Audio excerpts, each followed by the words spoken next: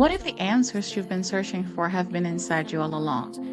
Welcome to Insights with Purpose, the power of inner wisdom. We're Hemali and Sheila, two friends on two continents, having the conversations that bring us closer to the truth of who we are. No scripts, just real talk. Pull up a seat.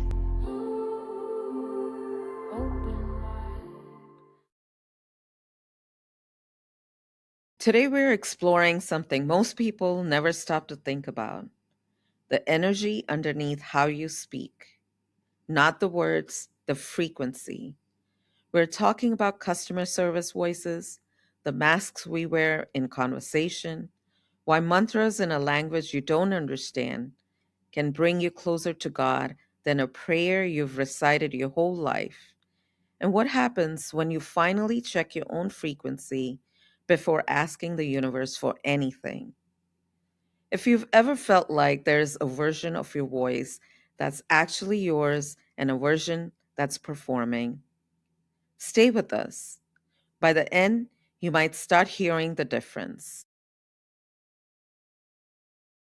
Hi, I'm Himali. Thank you so much for coming and listening to us today. Hi, Sheila. How are you doing? I'm doing good, Hemali. Thank you. It's so exciting to be here again. Yes, and today our topic, we're really exploring the topic of frequency and tone, and specifically the energy behind how you speak, how you pray, how you receive, and the frequency under all of it. We're talking about what happens when your voice shifts or changes from when you're performing to when you're actually in your truth. Most of us have a public voice that you speak at work, speak with acquaintances, and just in general conversation.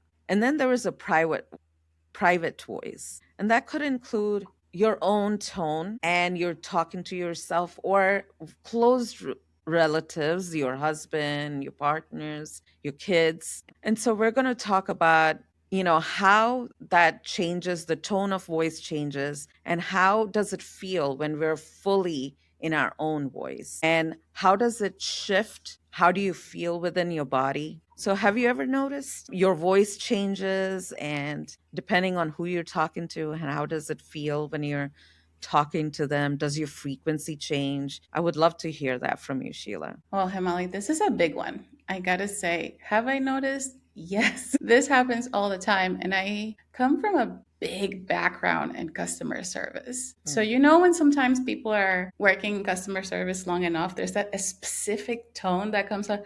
Hi, how are you? It's so specifically to that environment that you can pick it out after you've been it for long enough. So I discover that I used to use my customer service voice in places where it was uncomfortable for me to talk, which tended to be like doctor's office, calling to make a doctor's appointment. Oh gosh, that was terrifying for me. I'm like, I don't know how to do this. I have to step into my customer service person, right? Hi, how are you? I'm calling to make an appointment, you know?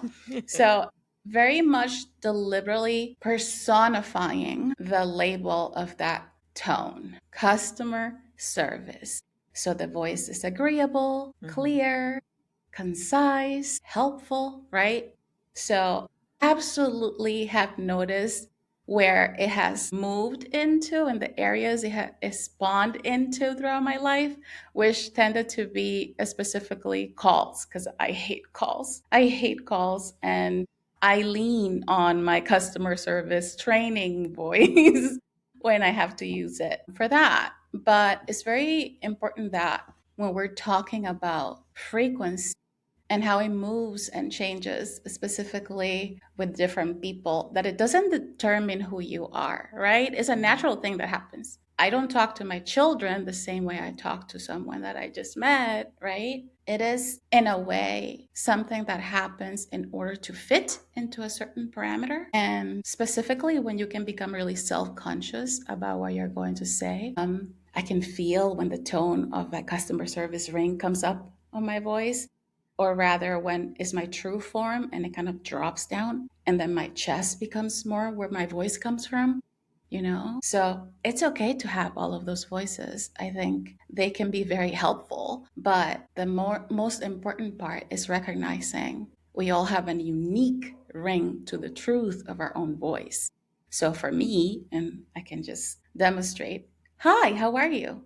Right? Or if I'm just talking like now, is a more heart center expression of my Mhm. communication than that tone of customer service. So, and then to what you mentioned earlier, how do you know you're coming from truth? That's how I know. If I'm Mhm. talking in a high register, I'm just performing the emotion of the sincerity, of the transparency for the sake of who I am speaking to. When I'm speaking from my core, my truth, it usually sounds deeper. It usually takes a different flavor. It sounds heart centered or collected, right? Mhm. How about you? How do you feel it fits into your body? How do you know for yourself? And have you ever experienced a customer service voice? Just like you, I started, I was also in customer service. I worked, and even healthcare is customer service, right? In a way, it is customer service, and it's many hours with patients and working with them. So,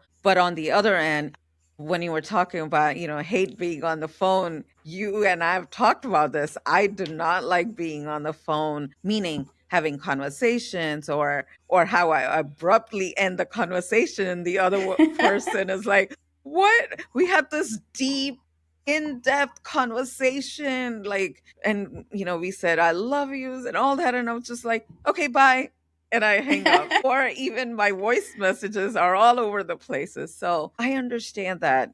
I feel that um when we are in our own truth, in our own frequency, the communication becomes easier. It flows, and there is no restriction to the conversation. There is no tiptoeing around certain things. There is no that fear, if I say this, it's going to trigger that person. I shouldn't say this around this person. So it's like there are fears, there are guilt, all those emotions are kind of out of question. So you don't bring that in. Your body feels lighter, you feel lighter, and you can have an open communication. You can have the voice becomes gentler. And it doesn't become sort of fake or, I am performing. Also depends on time of day and how your energy is, right? All day. Like you just come from outside and you got angry about something with someone, and then you bring it on to, of course, you always bring it on to your closest loved ones, right? Your partners and children and siblings and parents and everyone. But you're not able to take that out on the people that you just met or some of the friends or acquaintances that you're not close with, right? So that also shifts and changes. So how you say, what can you say? So that, yeah, it's almost like wearing different masks. This, like, you carrying this, or how this whole weight of this conversation, or how you relate with each individual or separately, or how did it first come into your awareness? Gosh, I love this. We would need probably a whole episode on it, Right, right, yeah. because when you ask me, how do you first come up on this, right? On this Mm-hmm. understanding of how you navigate Mm-hmm. conversations and spaces. I'm neurodivergent. The ability to really function in social spaces that required my voice was very difficult for me up until today. It still happens. We have very deep, honest, raw conversations, you and I, at least once or twice a week, right? And it takes me 2 to 3 days to come back to function. And I literally cannot continue to answer calls. I cannot have another call with someone, because for me, what happens is a very body experience of someone's tone or behavior is not lined up. Their frequency is a mismatch. And for me, I experience that internally very geometrically. So it's like literally trying to press a circle through a triangular shape. And it gets me really tired. Um, and I don't really understand. Like we're just talking about something normal. Why did that expression change? Right? And it happens with everybody. But when I really started kind of like sitting with that understanding and realizing I need time to myself is about 2 years ago. I didn't know I was feeling ran down. I didn't know I was experiencing burnout just from, hey, how are you? Well, chit chat's not easy for me. I don't know how to gauge whether you're being really like engaged with me or just using a persona. Hey, how are you? And I know this is a little digressing, but I would sit there questioning. You just asked me how I was, but you just walked away. Oh, yeah, hi, how are you? I don't get it. I don't, it was so triggering for me. So, feeling dissonance in frequency, tone, and behavior is a very physical thing for me. I only have enough capacity to handle it for extended amount of time. And that's okay. We're all different. But again, it's a very physical thing. And I learned to just shed the masks. And now I just show up however I am. If I'm having a bad day, why am I going to hide it? Oh, I'm having a bad day. But that's okay. It's not your fault. And I move into natural conversation with someone. But I mention and honor what my real feeling is, where my frequency honestly sits at in that moment, right? When you and I get into conversations, I usually go, and how was your week? And then you go, and how was your week? And we kind of like unload that before we get into the heavier aspects. I don't get to do that with anybody else. Are you crazy? They were going to call me crazy. But it's beautiful to arrive at a conversation where I know you're listening, where I know I can arrive as I am and things will naturally move through and I won't have to feel as though I am carrying all these geometrical shapes inside of my body. So thank you for bringing that up because I don't think a lot of us or many people get to know or think about what others may experience when they hear dissonance in energy, tone, and behavior. How is it for you when you encounter someone and you're just talking? Do you have a visceral physical reaction or is it just mental? What does that look like for Hemali? I think all of it, and I can relate to you. More and more, I'm noticing like the deeper conversations I have, you and I, or I have few friends that we can just go into the depth of conversation, what's happening, just globally or anything that I need time to process. I need to sit down, and sometimes you're right. Like when we have these deep conversation, it takes me a couple of days to kind of like, wait, let me think about this. And it's not just me thinking and analyzing or anything. I think that subconsciously, my energetic, like it's coming to that new information. Like each cell of my body is coming to that vibration or frequency. It takes time for it to kind of immerse itself into that new information Hmm. and coming into that new way of being. Because again, every conversation, and I love when I heard, and which is true, it's like spelling words. It's spell, right?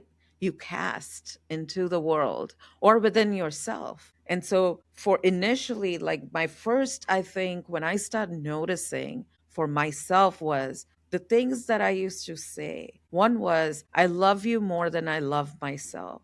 That was a big one for me. And I used to say that all the time. And I would sit and really think about that. Like, why? Well, he didn't ask me to. I am doing that to myself. And why? Why do I love someone else more than I love myself? And so, really going in depth about that. And then also noticing that if I don't love myself, how would I know what love is? Like, how am I even going to receive? Because you keep asking, people ask, I want this kind of, but if you are not able to receive it, like if you don't know what it is, then how are you going to receive it? And it was the same thing, I think, that this really opened up so much for me in terms of, if I'm not even able to receive a praise from someone, Hemali, you have a beautiful smile. And then you go into, I went into, oh, but I have big teeth. I have a gap in my, between my teeth. I don't like it. They're coming out. I didn't receive it well. All they said was, you have a beautiful smile, right? So if I can't even take this small compliment towards me, and I am every day praying to higher beings and divine, I am open to receive whatever that is. How am I going to be able to receive that is in the ether, right? So energetically. And so I think that was my kind of a breaking point. I really started noticing the things I used to say, not only to myself, about me, what I say about me to everyone else. And it was just like that exploration phase, that curiosity, how people say things, let's just get over with. I was like, I bring myself in every conversation because I want to be there. I come to your house because I am there and I want to spend time with you. I want to, um, and that doesn't mean, I'm just putting out there that sometimes I say no because I really have something to do. I love you. You guys know who you are. But at times, what I'm saying is that I bring my 100%.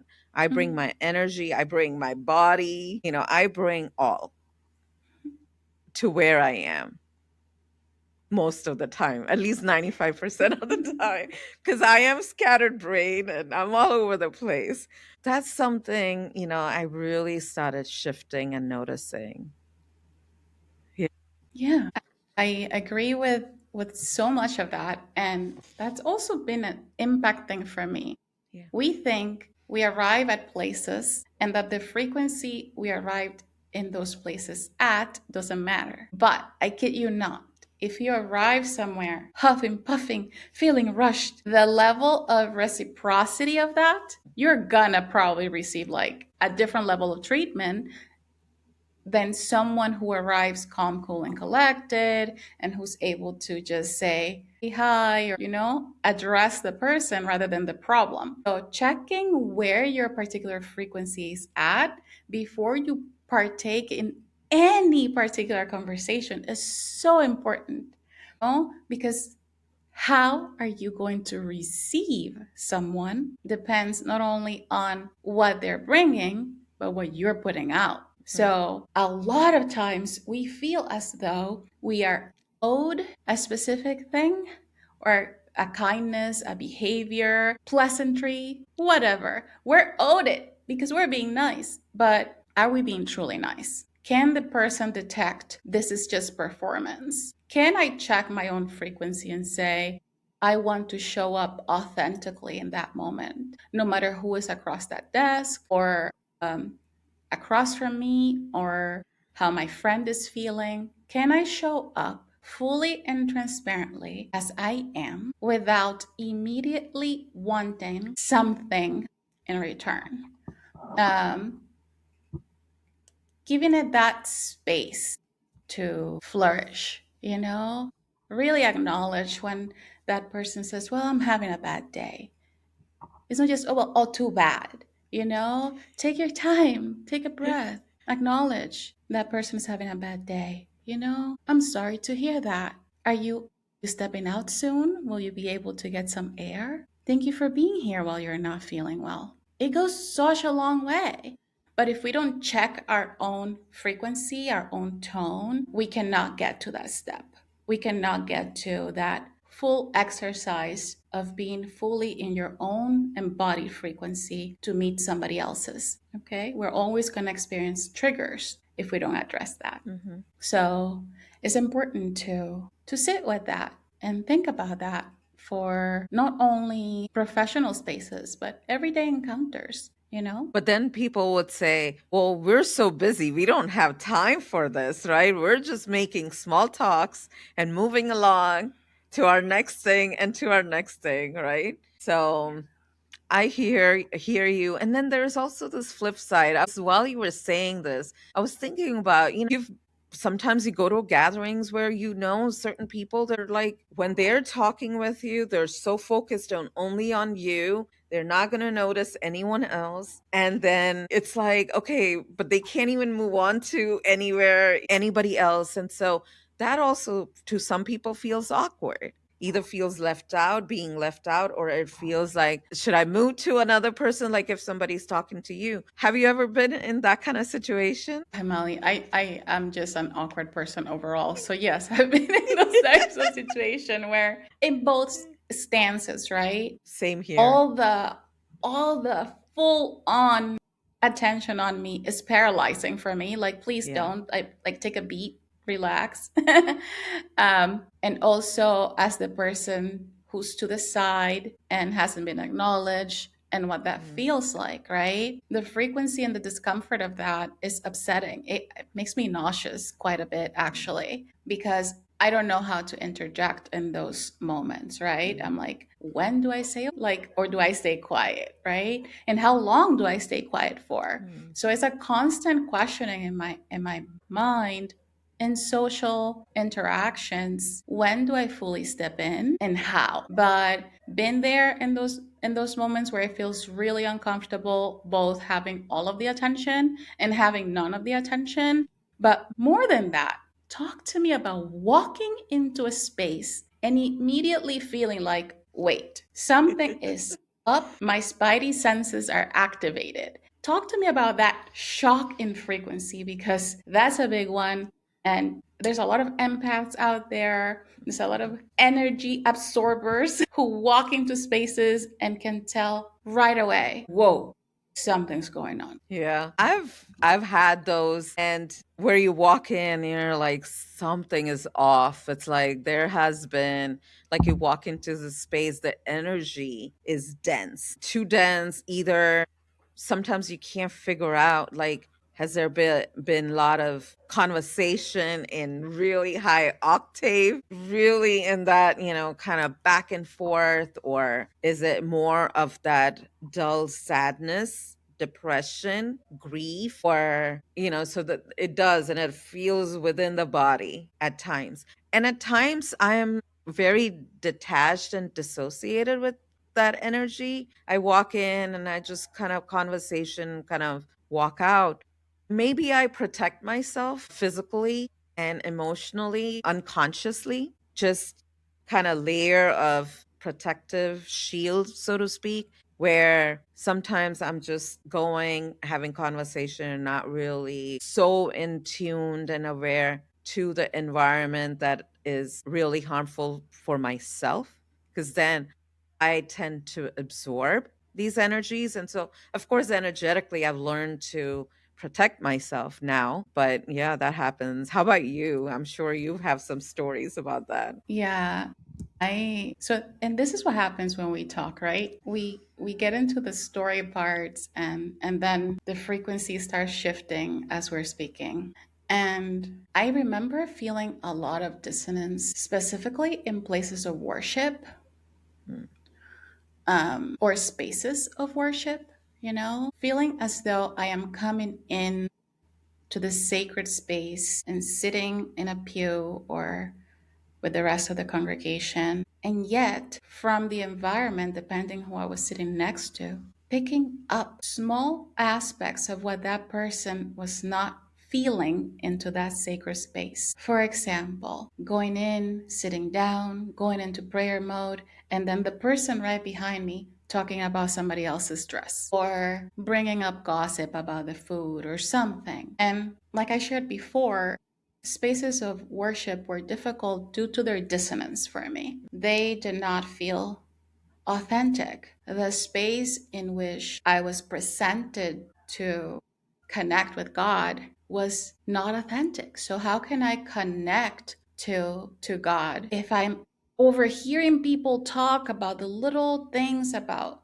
others, their life, where things are going wrong, and not really being in that presence? So, and I know I kind of like shifted that a little abruptly, but this is what happens when we talk on an yeah. everyday. We are just going from story to story, giggly giggly, and then boom. big shift in energy. And for me, I had to learn to connect outside of church, outside of a spiritual space, because the dissonance was so strong.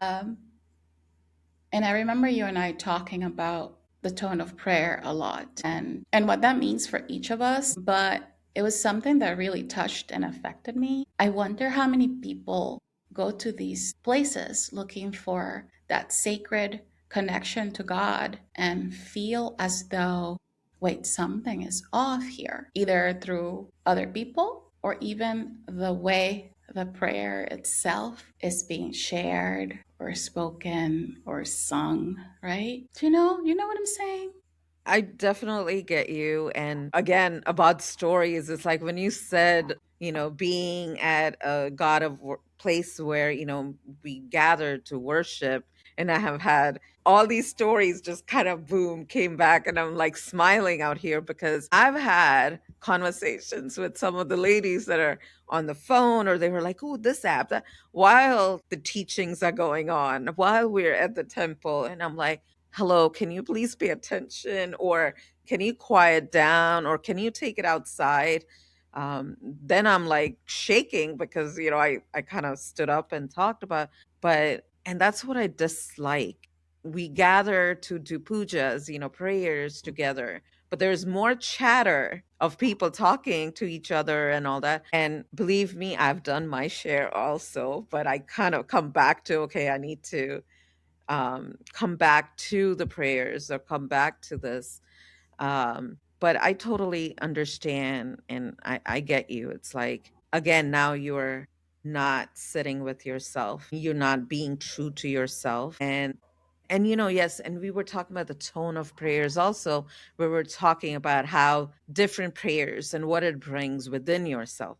So now let's just talk about things about what are some of the things that you do in terms of prayers, or how do you receive certain prayers? How do you communicate with the divine or with the divine within yourself?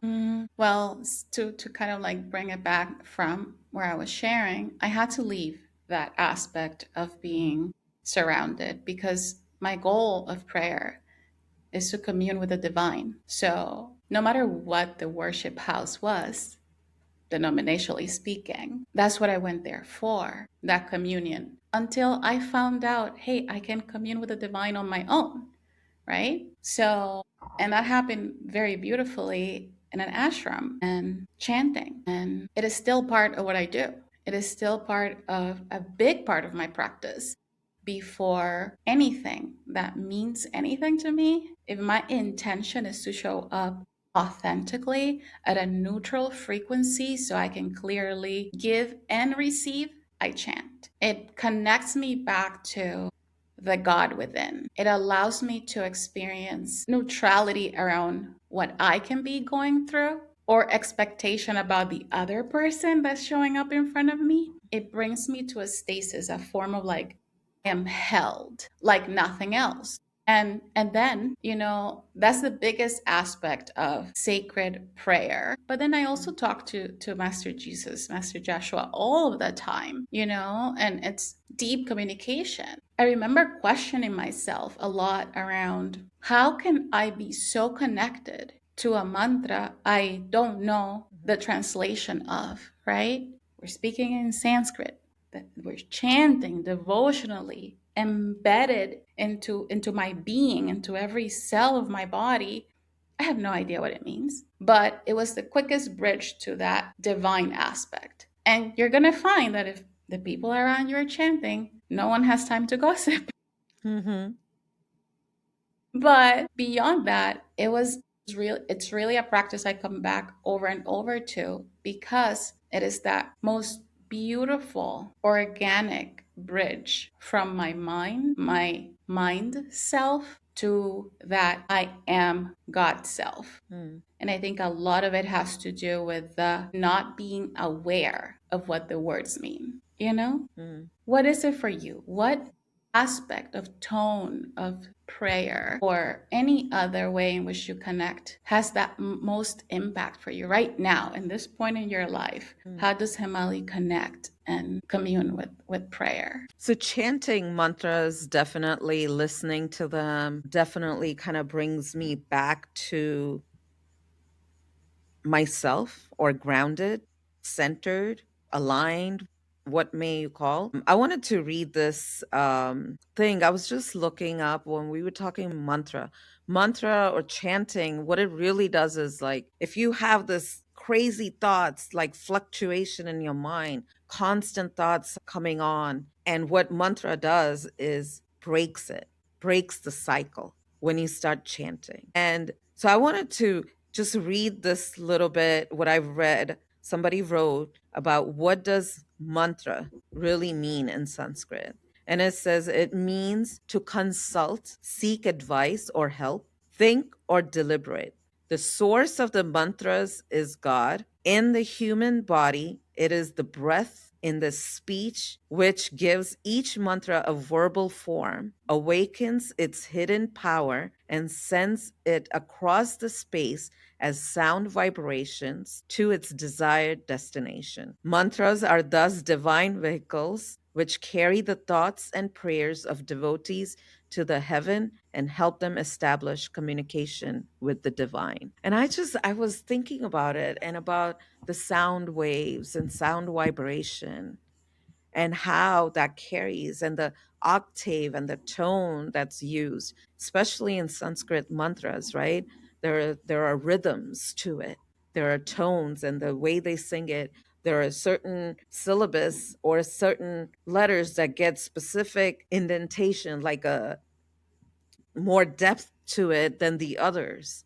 And the way they're sung, the spacing of it, the breath between that. I mean, there is like specification, and these are um, mantras or prayers that have been chanted for thousands of years, beyond 4,000, 5,000 years. And they've been verbally in memory of people, like verbally coming down through generations, and how much power it gives within yourself. And not only that, I feel that power, but also the energy, depending on what or which mantra you sing about or you pray, you recite, the repetition of it 108 times, 1008 times, that also kind of gets you up into that higher consciousness, that so that your energy merges with or becomes one with the energy of the deity that you're praying to, or their energy, right? So you're kind of merging with that energy and you're coming to that neutral frequency. And when we talk about frequency and vibration, this is like the frequency. If you look at it, the lowest frequency is like, there's a chart out there. If you look up depression, anger, guilt, all those have very lower vibrating frequency. 550, neutral is somewhere around 100, 200, 250. And then it goes beyond that. So it's like, how do you stay at that frequency so that you can come from that truth of yourself? You can speak from that. You can connect with people with that neutrality or beyond. So for me right now, I'm going all about, right? Right now, the mantras, right? We were talking about. For me, I feel that when my mind is chaotic and it's so um, chattering all over, I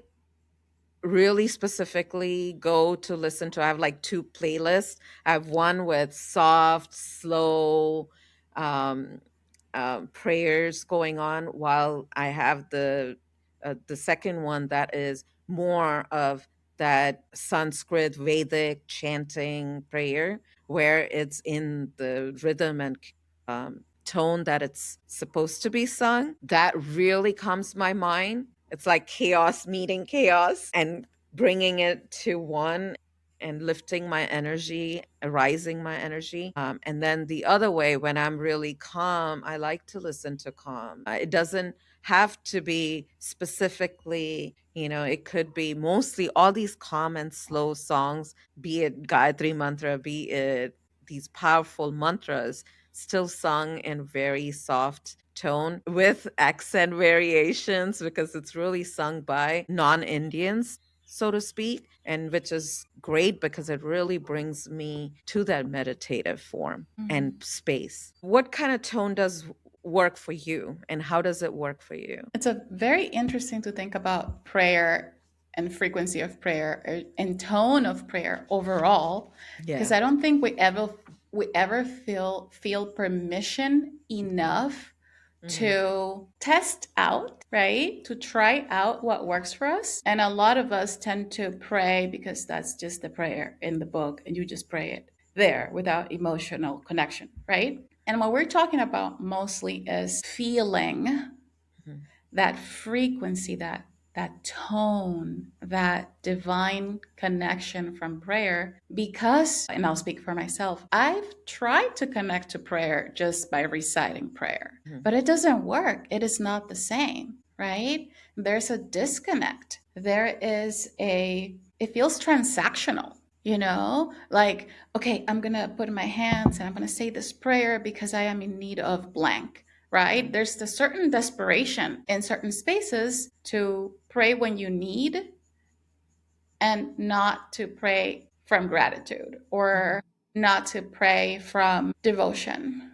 Hmm. And prayer shifted for me. And I'm speaking about even our Father prayer. I have a deeper connection to that prayer now because of mantras, right? Because I understood that I didn't have to know the meaning, but I could fall into the frequency, into the energy of it, right? What am I really stepping into? Mantras for me bypass the mind in a way that nothing else can. But also, like you, I have specifics, right? Hmm. If I am really feeling those lower frequencies of depression and anguish and loneliness and all of that, I tend to go for that more temple mantra, which is like those very specific, it has to be sung in a specific tune with the Hmm. bells and all of the whistles and all of the things, right? Hmm.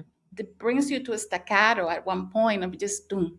It's constant. The hitting of the melody, of the frequency, the changing of the voices, the speed to which it takes you shakes me out of whatever that lower aspect of density is. When my mind is going kind of hectic and I'm just not being able to gather myself or my thoughts just because I've been busy, I tend to go to those not specifically Indian singers mantras because they have a soothing aspect. But at least I find there's a very soothing aspect to the melody. Oftentimes you'll find me bawling because it really touches aspects of me that, because my mind has been wired and I'm not being able to ground enough, I've not discovered something is hurting, right? I've not discovered something has been triggered. I've not discovered something has gone beyond the surface. Those mantras, I tend to really tap into the aspects of me, of where I'm at energetically, not fully engaged with the outside world, so that when they're playing, my real feelings are surfacing. The reality of where I am at is surfacing. And this is why you will often find me cry my eyes out. It's like a permission for myself to say, feel your real self, right? Let go of whatever emotions you're holding. And I find it really deeply in those mantras. And it has led to a deeper exploration of why do people pray and how do I show up for that prayer, regardless of what the prayer is. Like I said earlier, even Our Father, you can say it without meaning that. You can say it in a tone of desperation. But are you able to arrive at a place where the prayer touches your beingness and really find that devotional aspect of that prayer? Can you say Our Father and be impacted to tears? Do you know what you're asking?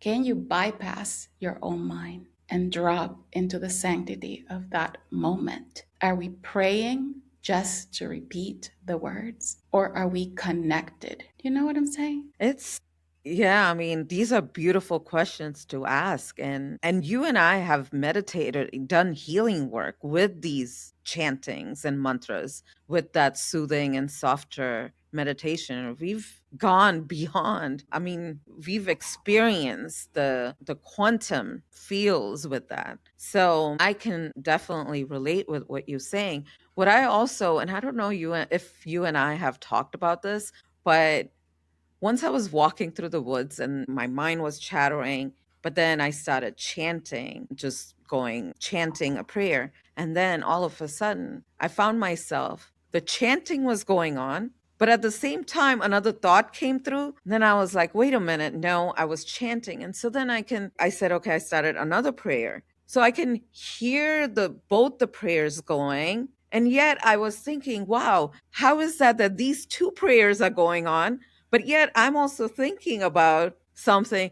Then I was like, that got me, like, my mind was blown. I was like, wait a minute. How am I able to open? It's like almost like I have like these two rooms within my mind, or two spaces within my mind. But now this third one is coming up where I'm questioning that these two prayers are going on at the same time while I'm thinking. So that's like three spaces open.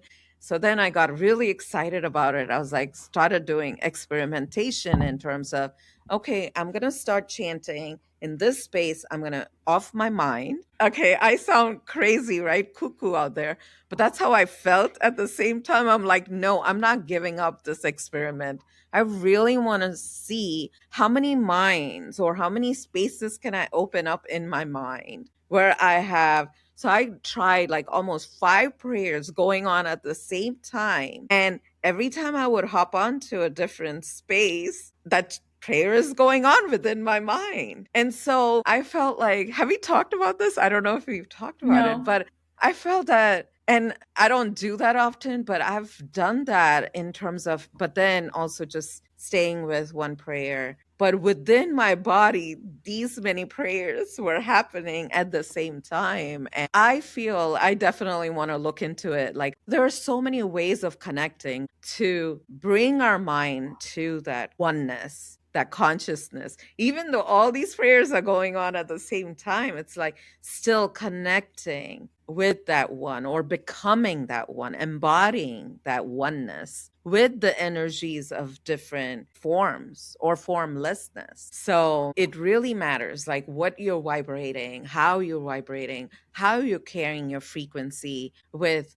during your day, during your interactions, because that's how uplifting these conversations and interactions are going to be. It's going to bring in more people that are vibrating at that frequency and taking you more higher into just that truth of who you are, bringing you to opportunities, bringing you to different places and spaces that you never imagined to be in. So I don't know. I had to share that little, my encounter with that experimentation. Yeah, Yeah.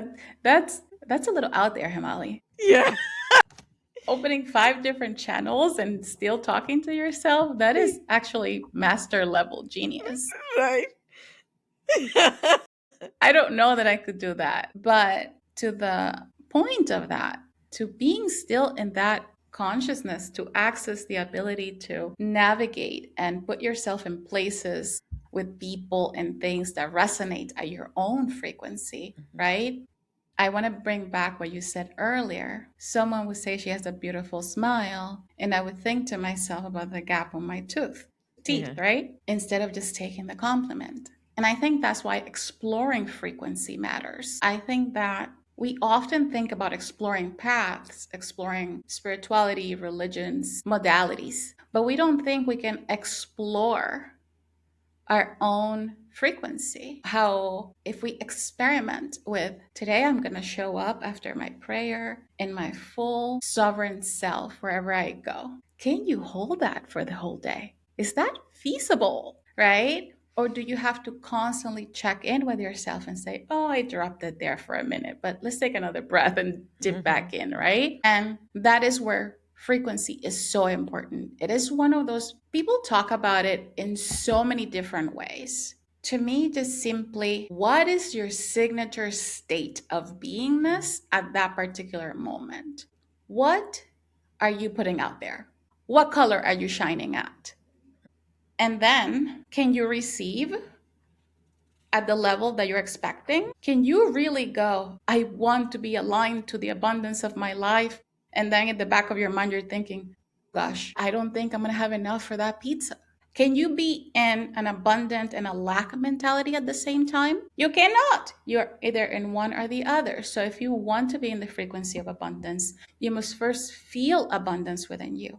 And you can only get to know the frequency of abundance if you explore frequency within yourself, whether it is in a customer service voice, whether it is talking to a friend, whether it is showing up in big gatherings or sitting in prayer. The whole point is to explore it for yourself, to break it down so you can say, oh, I am not acting in that frequency of abundance. Yeah, no, I'm not there. I have to tweak it, right? Learn what that feels like for you. And there are so many paths you can walk that would teach you about frequency. It's literally just how are you showing up to what you're asking from the universe, from God, right?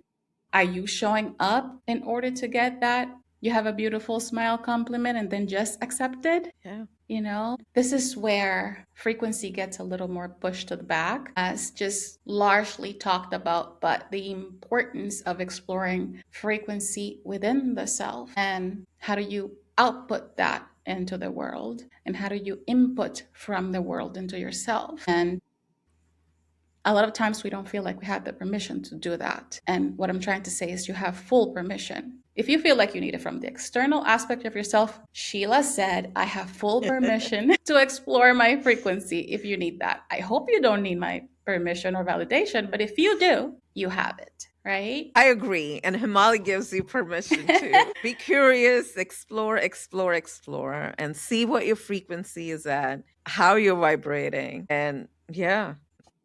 What would you say to someone who's never thought about frequency, who's never even questioned it? How would you have someone start to explore frequency? What would you say? I think my initial start, as I was mentioning, just start noticing, observing, be an observer of yourself, not anybody else, just yourself, or see what you say about yourself to yourself constantly.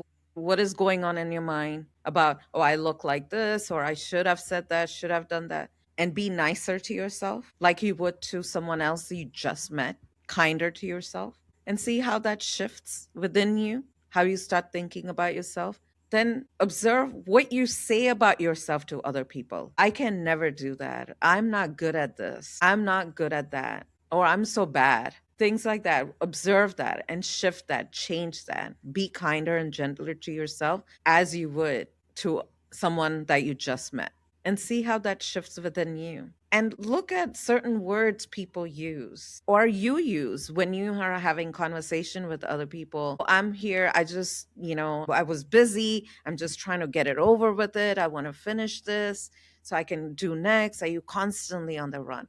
So I think that's where I would start personally. And that way I think little shifts will start happening. What about you? I would say go out there and explore. I'm a curious person and I play with everything I can get my hands on.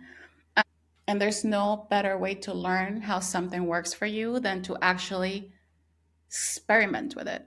What does it feel like? Say, if, okay, Mondays, I'm going to show up in this frequency. And when I drop from it, I'm going to check myself, right? I'm going to ask myself, did you stay in that frequency all day? How long can you hold that frequency, right?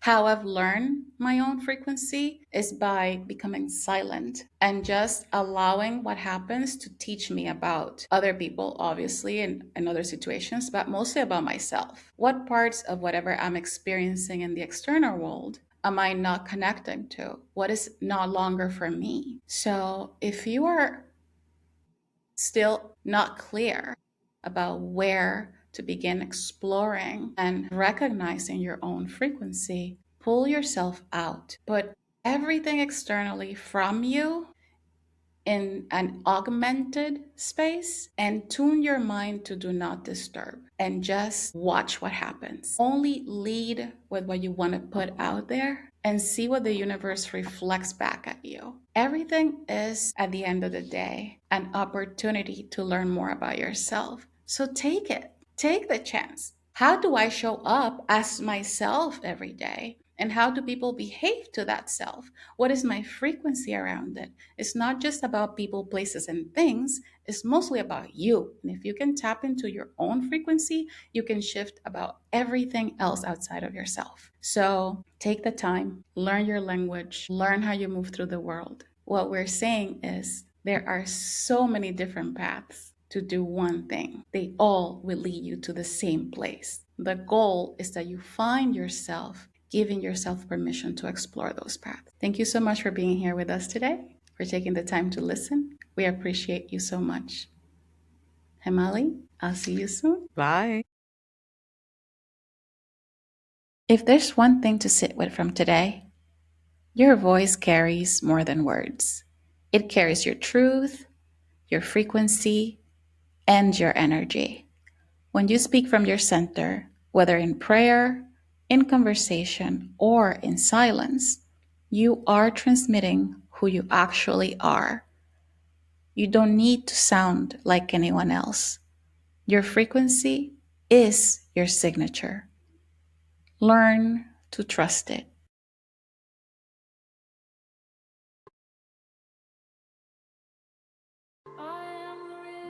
Thank you for being here with us. If this episode moves something within you, please share with someone who needs to hear it.